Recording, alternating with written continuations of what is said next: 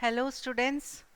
Now after finishing the laws of chemical combination, we will start with a new portion that is the uh, that is chemical equivalent. This is a new topic here, chemical equivalence. Okay.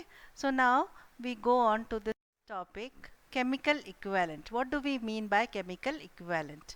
So in a chemical reaction, a definite mass of a particular substance is always equivalent to a particular mass of some other substances. So this is from the laws of chemical combination. We have understood that whenever two substances they combine with each other, they follow certain rules, isn't it? That how much ratio of or how much parts by weight of one element will combine with how many parts of another element. Okay, so there is a relationship between by how much they will combine with each other. Okay, the word equivalent itself means that we are trying to equate two different type of things or substances, isn't it? Like earlier we used to have that barter system of where the people used to exchange good. There was no currency as such, so they used to exchange their goods with each other. So just take a simple example, okay, that there are two fruit sellers. One sells watermelon and another sells oranges.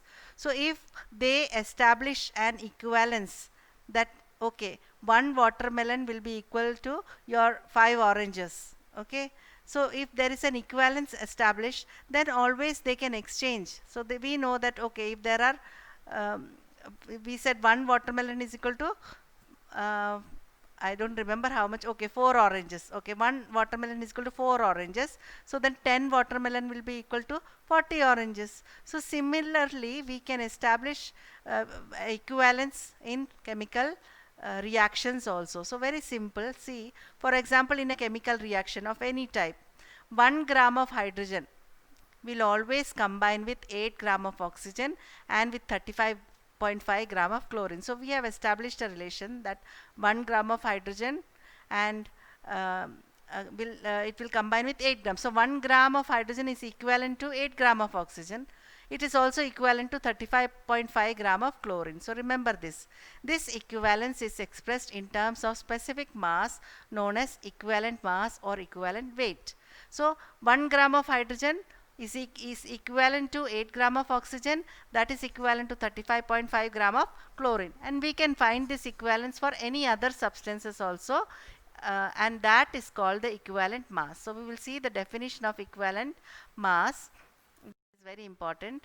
The equivalent weight or equivalent mass. So here we just take equivalent weight or equivalent mass. Terms can be used interchangeably because we are not considering too much of physics into this.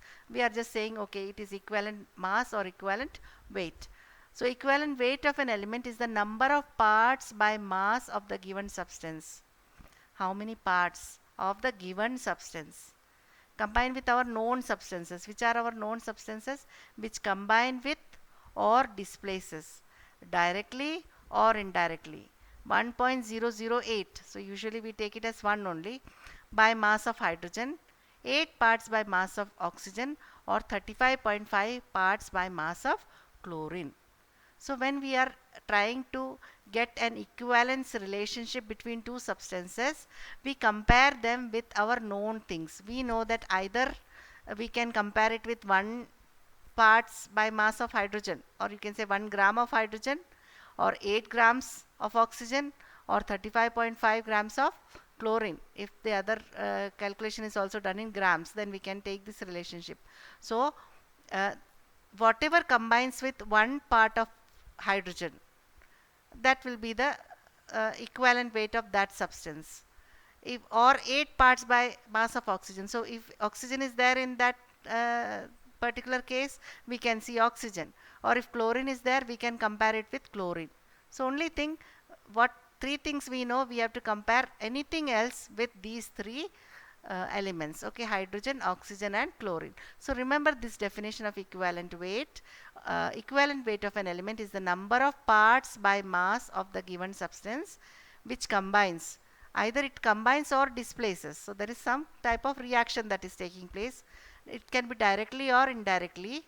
Okay, and how much part 1 parts by mass of hydrogen.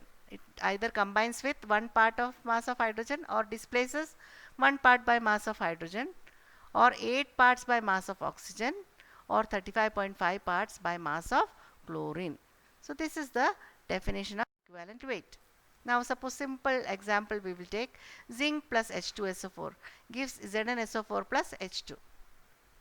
So we calculate the mass of 1 mole of zinc. 1 mole of zinc is 65. Okay, and 1 mole of H2SO4 will be 98. So we will say here in this reaction, 2 parts by mass of hydrogen. So we say 2 parts by mass of hydrogen is displaced by how much metal? 65 parts. Or you can say 2 gram and 65. If you take a gram molecular weight, you say 2 gram of hydrogen is displaced by 65 grams. But equivalent weight says how much? One part, no? So we will say, okay, 2 part by 65 parts of zinc. So 1 part of hydrogen will be displaced by how much? 65 by 2. So that is 32.5. So this is the equivalent mass of zinc. Okay. And remember, because it is a ratio, it does not have any unit. So we will just write what is the equivalent mass? 32.5. Similarly, here if we want to take the equivalent mass of H2SO4, what we will say? 2 parts are displaced from 98 parts. So 1 part, because it is hydrogen, we are taking 1 part, okay, will be displaced by 98 by 2, that is 49. So equivalent mass will be 49, it has no units, okay. Then we come to some methods which are used to find out the equivalent masses of different substances. So for metals, okay, this method is used to determine the equivalent mass of those metals which readily displace hydrogen. So here the method's name is hydrogen displacement method. So you know that all active metals which are above hydrogen, they can displace hydrogen. So we will see how much mass of hydrogen is displaced by the metal. Okay, and we know that we have to compare it with 1 part. Okay, so very simple. But sometimes when we do this, we actually have the volume of hydrogen. Okay, sometimes we measure the volume of hydrogen released. So that volume has to be converted to mass. So we know that we have done chemical reaction when we were studying mole concept also. We know that 1 mole of magnesium, okay, here is displacing 1 mole of hydrogen. So when we take mass of hydrogen, we know that 1 mole of hydrogen means how much mass? 2 grams, isn't it? And that 2 grams will occupy how much space, how much volume at STP? We know that 1 mole of any gas at STP occupies 22.4 liters, isn't it? 22.4 liters means 22,400. So if a gas is measured at STP, okay, and if it is 1 mole, that is 2 gram of hydrogen, then it will occupy how much volume? 22,400 ml. So that concept we have to keep in mind. And this is only for STP. STP means standard temperature and pressure. But now suppose this reaction is not done at standard temperature and pressure, it is done at some other pressure, some other temperature. Okay, so what we have to do is we have to find the volume at STP. We have to convert the given volume of hydrogen into STP. So this volume is reduced to the volume at STP with the help of gas equation. So we know that P1 V1 by T1 is equal to P2 V2 by T2. So P1 will be the temperature at which this reaction is happening. V1 will be the volume of hydrogen that we get, and T1 will be the temperature at which this reaction happens. Okay, but P2 will be our standard pressure, that is 760 mm of mercury. Then V2 is our we will find out V2 how much it is. Okay, in this we have to find V2, and T2 will be 273, that is standard temperature. So we have to convert this into standard temperature pressure conditions. So we will find the volume. Okay, once we get the volume here, then things become very simple. we will write what we know. We will say 22,400 ml. From where it has come? 22.4 liter. 1 mole of a gas occupies 22.4 liter. So we will say 22,400 ml of hydrogen at STP weighs 2 grams. So this V2, whatever we are getting here, so V2 ml will weigh how much? So you have to multiply 2 into V2 by 22,400, and then you will get the mass of hydrogen. Okay, now once we get the mass of hydrogen, we will say, okay, uh, we know that this much mass of hydrogen has been displaced from this much metal. So 1 gram of hydrogen will be displaced from how much? That is the equivalent mass, isn't it? We find out for hydrogen, we say, okay, 1 gram, with 1 gram how much will react or displace. So because it is 1, we will just say mass of metal taken by mass of hydrogen liberated will give equivalent weight. So once you get the mass of hydrogen here, we will just put in the values and we can simply find the equivalent weight. Let us take an example to understand it better. See here, 0.65 gram of a metal is being treated with dilute sulfuric acid. So you know metal plus acid gives salt plus hydrogen. Okay, so 0.65 gram of metal when treated with dilute sulfuric acid liberates 22.4 ml. It is not liter, it is 22.4 ml of hydrogen at STP.